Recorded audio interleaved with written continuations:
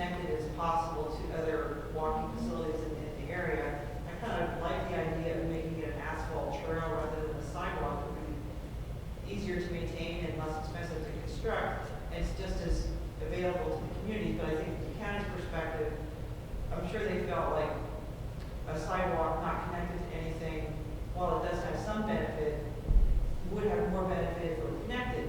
So, but I think certainly with the property owner's lack of contact, you can make the case that, you know, we've made that effort, we tried to contact this person about extending the sidewalk on the western end, and that's a reasonable excuse to not do that one.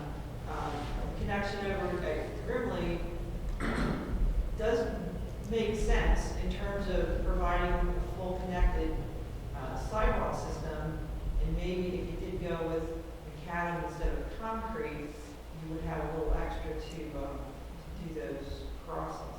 Agreed, the ADA ramps are expensive. So you're talking about concrete. Sorry. You'll have to do the ADA ramps in concrete. Yeah, but those are it's standard.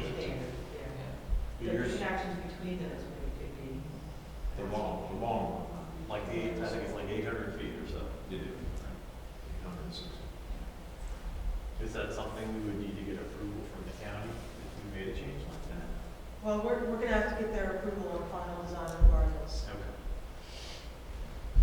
It seems like they've a legitimate trade-off to stay within the budget. Right. To be able to say, yes, we understand the reason for the connections, and in order to do that, we have to change the material that we're going to use for the walking trail to be less expensive in order to provide this more expensive crossing. From a durability standpoint, how does macadam stack up?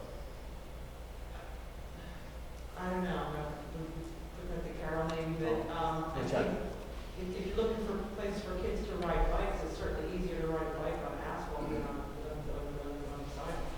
So Crystal's talking about putting, Well, if we blacktop the sidewalk, we're not gonna get the longevity that we do concrete. It's gonna be more of a maintenance issue. Because we get 5 to 7 years out of the pavement, and you could get a lot more out of that. Is It that, might be an even trade-off, I don't know. That's the is decision you guys gotta make. the 5 to 7 years your experience with the road asphalt or the sidewalk? Well, because being a township, we apply the super pave that's spec by PennDOT, and it doesn't have a life expectancy. If we could use an ID tool on that, we may get longer, but I don't know if that's going to be covered under our, as a township. We may not be able to purchase that. So your concrete is more rigid, the bituminous is more flexible. Your concrete has joints every 4 feet, so if you have a damaged section, you take one section out. Your flexible pavement is going to move a little bit with the freeze thaw and have some variability, so you're going to get some cracks. I agree with Tommy that I don't think the longevity would be as good with the asphalt. I think it would be pretty good because you're not putting traffic loads on it. It depends on the thickness that we put on there. There's an appearance question too. Would it be uniform? Do you care that it's not uniform with the rest of the neighborhood? That's an aesthetic decision. That's not an engineering decision. I think your concrete sidewalk most of the problem you see is some surface falling if there's excessive salt. But you don't see the cracking and degradation in grass going up through like you do with asphalt after 8 to 10 years. So I think either solution would be an improvement to the situation. Dana? Carol, didn't I hear you say that you asked the county to see if they would provide additional grant funding for those handicap accessible ramps? No, I said I drafted a response that included that, but I haven't sent that because I needed direction from people. Okay. So I almost feel like it's a little premature to have the conversation of changing the material or to talk about what we want to do. We don't know if there's additional funding possibly even available from the county that could cover that cost. I guess could we see if we can get that drafted and then receive notice back from the county, and then we'll have a little bit better idea of what situation we're in we also have the factor that Chuck already pointed out, with the revised estimate without the retaining wall, did drop the cost, the preliminary construction cost estimate for this project by about $10,000 to $15,000, which would be about the difference we would be looking at with that, with those 2 additional ramps in the crosswalk. So it may balance out. So including the ramps it balance out, is that fair? I'm saying it's not fully designed, but just conceptually with ramps, it may balance out. Okay. Do you think there will be a retaining wall need at the top of Goshen? Okay. We have a bit of a cheek wall on the inside of that one sidewalk up near Goshen, but it's a couple of inches and stuff. And I still feel like I want to go back to where we started, which is we put in a grant submission, we received approval, and now they're coming back. So they're coming back and they want to do something different on our nickel. Do we have a legal requirement by the grant that they approve to do that? No, I would suggest on the letter that Carol has drafted, make clear that we do not see this as a requirement, but rather as a request. Okay. And our first question to you is, do you have money, additional money? And maybe leave it If there. you want it, you know, can you pay for it? Yeah. No, I think that's the They'll ask, question. they'll get, right? Is it required or is it a request? It sounds like it's a request. Crystal? Most of you know I work for the County Planning Commission. Generally, when these grants come in, if the county reviewers feel that there are elements that they can make suggestions about that would improve the overall project, since it is the county's money, they feel they have a legitimate place to make those suggestions. So that's why you've got those items there in the response. But in terms of extra money, there's a set amount of money set aside for these projects throughout the entire county for each year. And when they decide who's going to get the grants, they go up to the point where they have spent all that money, and then that's it. So I don't expect that you would get any extra money as a result of these requests. But I think if the cost can be rebalanced so that we can maybe take a closer look at what was saved versus what the others would cost, you can probably forget about the one where the connection is on the private property.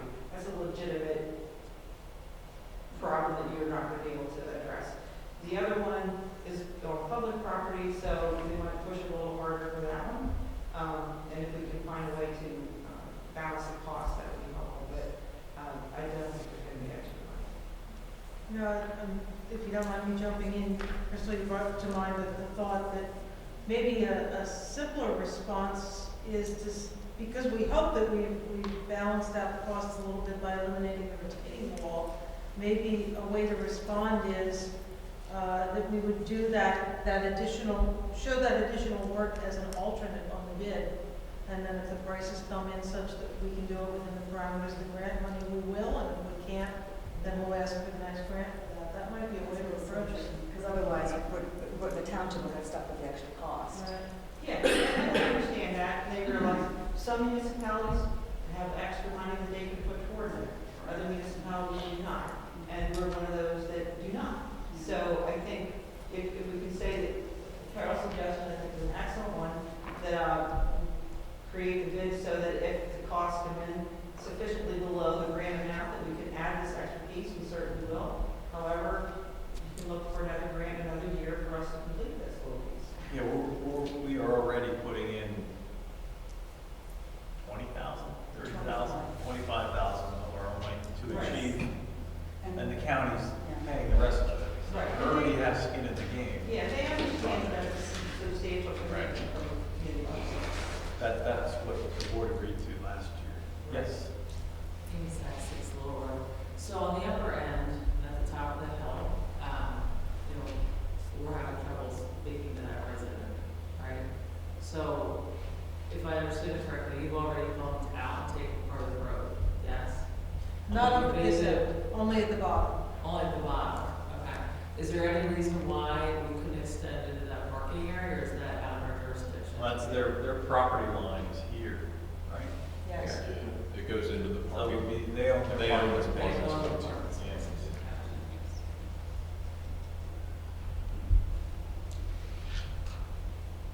I'm sorry, Linda. Linda Jansen, Simmons Road. If you are unable to make the connection at the top, and the reason that you did not go with much shorter length on the other side is because you couldn't make the connection at the top. So we basically have a trade-off here. Right. On the other side of the road, you're only looking at 274 linear feet of sidewalk down to the bottom. And I believe Ms. Schuler had indicated when we were first discussing this, that the project on that side of the road would probably only garnish a price tag of, I think you had said between $40,000 and $50,000, which is almost 2/3 of the cost of the 860-foot sidewalk that you're putting on the other side. Doesn't seem like there would be an issue down at the bottom where it meets Gremley, if you did the shorter, say 275-foot sidewalk, that you could put your accessibility ramps on either side, and you can see where the sidewalk on that side you would connect to.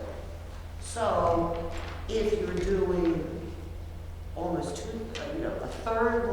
two-thirds less sidewalk, then I believe there would still be more than ample money to put your ADA ramps in.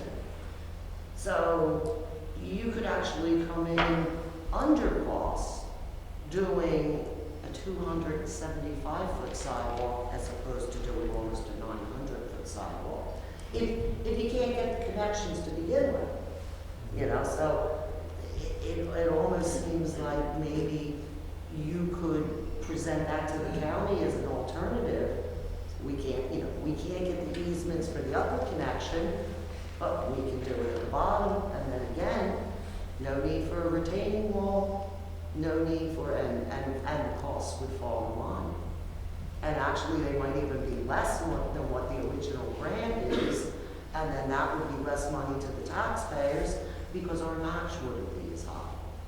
It's just something, I don't know if the county would go for that, but maybe that's something to consider if getting the upper connections on either side of the road is not an option. So, just might be something to consider.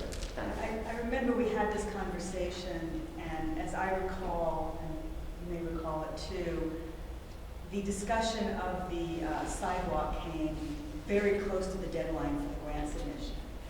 And as I recall, it may have been Chuck Wydick, and he's not here to correct me, so I believe he said that the homeowner at the corner did not want the sidewalk to go up to their property. I sort of remember what Something like that, and he that's why he went on said. the other No, he side. said he had approached and spoken with the gentleman, Okay, and the gentleman said he would prefer yes. it not be on his property.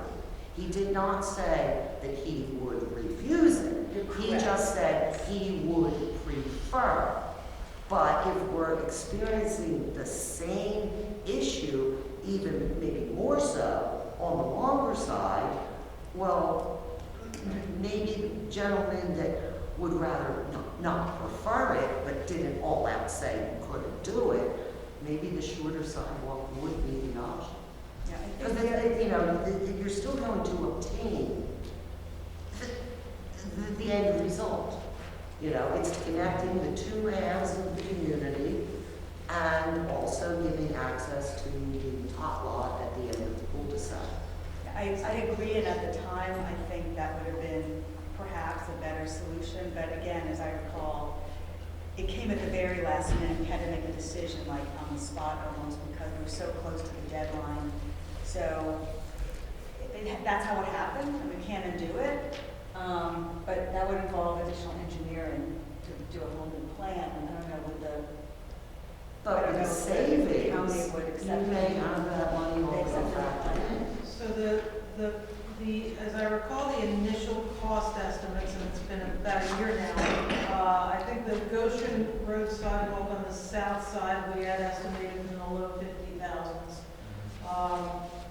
The good news is I do have survey data for that side, and a redesign, I would expect would be less than $2,000 to accomplish, though we're gonna have to deal with some accessible ramps at the bottom. Yeah, okay, so we might be a little higher, so we might need a few $1,000s to redesign. But I think the first step there would be to call the county and see how they would do that, see if they have any opinions on that, if that's the direction the board wants to go. Can all of these options be presented to the county? I go in with one and say, we also have this one, and Yeah, we could set a meeting up. Again, we're just looking for the board's direction on how to proceed with the comments that we received from the county on the initial plan. I can hear what they have to say about It sounds like our goal is to do the best we can in that community within a budget. Mark? I may not remember this correctly, so help me out. Don't I remember something about one of the reasons that we couldn't do the shorter sidewalk is because the project wasn't big enough for this grant? Didn't cost enough money? Or am I imagining that? I don't know. Was there a minimum amount for the grant? For the particular grant? Go ahead, Dana. I just wanted to point out Hey, that John. the sidewalk Wait, on, one second, Dan. Sorry, Dan. that's all right. Okay. The sidewalk on the other side of the road of Brimley, on the short side, does not extend all the way to Brimley. So we may have another issue on the other side of Brimley, right up in that top right corner there. You talking about here? Yes. Yeah. That does not, unlike the other side of the road that we would be connecting to, that does go all the way to the road. That's where the bus stop is. And that's where primarily people are walking to daily. But on the side that is to the right corner there, it does, that is where the sidewalk ends, and there's sloping there, there's grading there. And I don't know if that property is owned by the township or owned by the individual that lives on that corner.